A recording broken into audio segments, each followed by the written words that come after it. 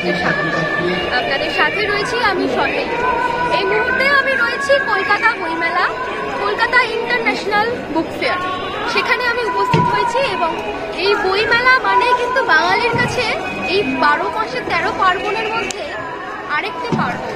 অর্থাৎ নতুন করে কিন্তু বাঙালিরা বলে যে 12 মাসে 14 পার্বণ, কারণ 14 নম্বর পার্বণটাই বইমেলা।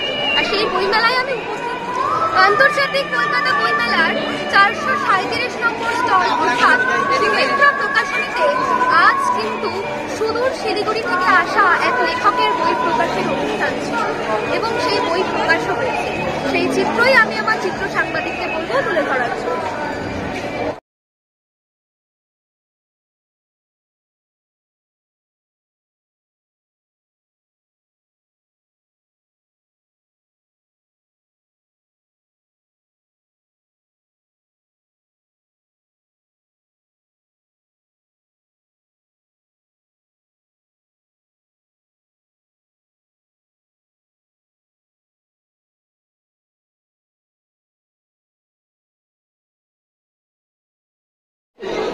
সেই বই সম্পর্কে যদি আপনি সেটি একটি কবিতার বই।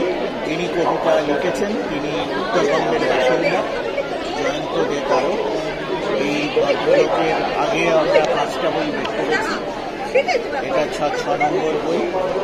এবং এর কবিতা সম্পর্কে যেটা বলার সেটা হচ্ছে, এখন আমাদের পাঠকদের বলতে একটা কথা আমরা প্রায় শুনি যে কবিতা খুব দুর্বোধ্য, কবিতা বোঝা যায় না, সেজন্য কবিতাকে এড়িয়ে চলি। যখন আমি এই প্রথম বইয়ের স্ক্রিপ্ট পেয়েছিলাম তখন আমি বলেও ছিলাম যে কবিতার বইটা করতে পারবো কিনা, সেটা কিন্তু এখন কথা দিচ্ছি।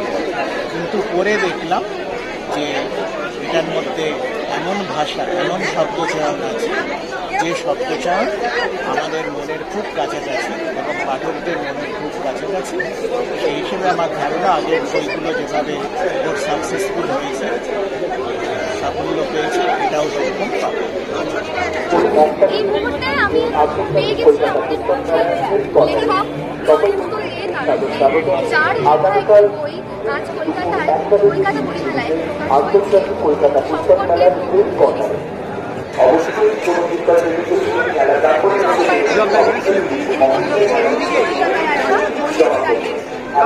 কোনো আস্তে আস্তে কোথাও গিয়ে অনেকের মধ্যে থেকে চলে গেছে, মানুষ পিডিএফ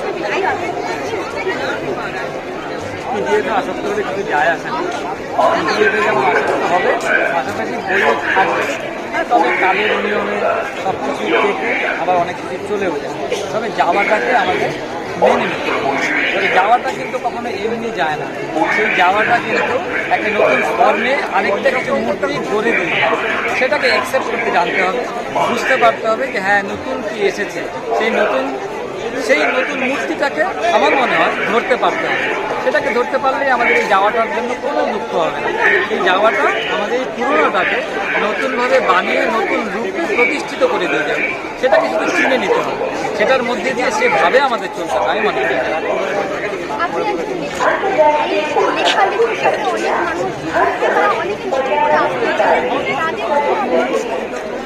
যারা লিখতে চায় বা যারা লিখছেন তাদের এই বইটা নতুন লিখে যাওয়াটা খুব দরকার। সবচেয়ে বড় বাধা হচ্ছে কে কী বললো, এগুলো নিয়ে ভাববার কোনো মানে হয়। কারণ আমার বোধ এবং বিশ্বাস মতে যেটা ভালো আমি সেটা করে যাবো। আমি নতুনদেরকে এটাই বলবো যে লিখে যেতে হবে। অনেক কি বললো সেটা না, নিজের উপরে ভরসা রাখতে হবে এবং লিখে যেতে হবে। একদিন না একদিন আশা করি সূর্য উঠবেই। তবে আমি একটা প্রাসঙ্গিক কথা বলি। আমি যখন আসছিলাম ট্রেনে, যে কামরায় আসছিলাম, একদম স্ক্রিপ্টটা আমার ওই হয়, স্ক্রিপ্টটা ভগবান আমায় দিয়েছে।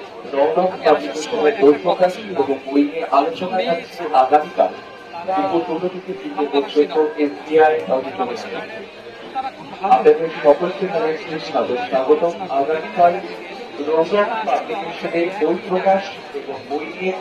চলছে। ইন্ডিয়ার অডিটোরিয়ামে বললো আচ্ছা বইমেলা, ওরা হ্যাঁ ওরা শুনেছি কলকাতায় একটা বইমেলা হয়, ওদেরকে নাকি কে বলেছে যে হ্যাঁ ওটা একচুয়ালি বইমেলাও বলতে পারো, ফুড ফেস্টিভ্যালও বলতে পারো। হ্যাঁ ওরা ওইভাবে জানে যে এখানে ফুড ফেস্টিভ্যাল এটা, সঙ্গে বইও পাওয়া যায়, অনেকটা এরকম। তো যাই হোক, এটা তো আমার গেল একটা চলতি পথে আমি একটা রোজ নামচা পেয়ে গেলাম। এটা দিয়ে বোঝা যায় হ্যাঁ, কিছু ছেলে মেয়ের মধ্যে তো গভীরতা কম আছে, কিন্তু বই পড়ার বিষয়টা তো শেষ হয়ে যাচ্ছে না, ওটা আছে। তবে হ্যাঁ, অস্বীকার করলে চলবে না, অনেকের মধ্যে কিন্তু বই পড়ার গভীরতাটা কমেছে, বোধ হয় কমেছে। আমি সম্পর্কে সবাই করি, আমাদের না দেখি। এই যে আমি এখন একটা বাইট দিচ্ছি, যারা দেখছেন এই সম্পর্ক যেটা গভীরতা থাকে না, কেন এই বাইকটা করলাম, কেন কথা বলছি, শুধুই কি আমায় মানুষ বা এই পোর্টাল বা এই মিডিয়া তাদেরকে সবাই জানুক না। আসলে আমরা একটা সমাজের কথা বলছি, মানুষের সম্পর্কের কথা সবসময় ভাবছি আমরা। যদি মানুষের সুন্দর সম্পর্কগুলো গড়ে না ওঠে এবং টিকে না থাকে, তাহলেই কিন্তু বিভ্রাটটা হয়। আমরা দেশে দেশে যেসব ভ্রান্তি করছি, আমরা মানুষে সমাজে ভাষায় গোষ্ঠীতে ধর্মে যেগুলো দেখি, সেগুলো কিন্তু সব এই সম্পর্কের ভাঙন। তো সম্পর্কগুলোকে টেকাতে হবে আমার মনে হয়। তার জন্য বই তো একটা বিশাল বড় ব্যাপার। বিভিন্ন বই থেকে আমরা বিভিন্ন বিষয়কে আঁকড়ে নিতে পারি এবং সেখান থেকে এই বৌদ্ধিক চর্চাটা করতে পারি যে কীভাবে মানুষের সাথে মানুষের সম্পর্ক তৈরি করা যায় এবং সেটা একটা সুস্থ সম্পর্ক, ভালোবাসার সম্পর্ক। সেখানে কোনো হীনমন্যতা থাকবেই না, থাকবে একটা গভীরতা, ভালোবাসার গভীরতা। হৃৎপিণ্ড নয়, নিলয় অলিঙ্গন, হৃদয়ের সাথে কথা বলতে চায়। একটু দূরে কৃষ্ণচূড়ার ছায়ায় বসে হৃদয় চূড়ার সাথে অজানার গভীরে ডুবতে চায়। গ্রীষ্মের সাংঘাতিক দাবদাহে সম্পর্কে উষ্ণতার অভাব, উত্তরাধুনিক সময়েও অবাঞ্ছিত শীতলতাই স্বভাব। তবুও পৃথিবী ঘোরে, সূর্য প্রকাণ্ড স্থির, প্রতিদিন সম্পর্কের নতুন সিঁড়ি, সৌরজগতের মতো হৃদয় অস্থির।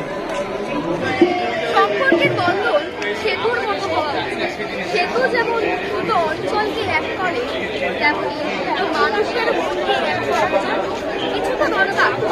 লেখক বলছেন বই কোথাও না কোথাও গিয়ে মনস্তত্ত্বকে কন্ট্রোল করে।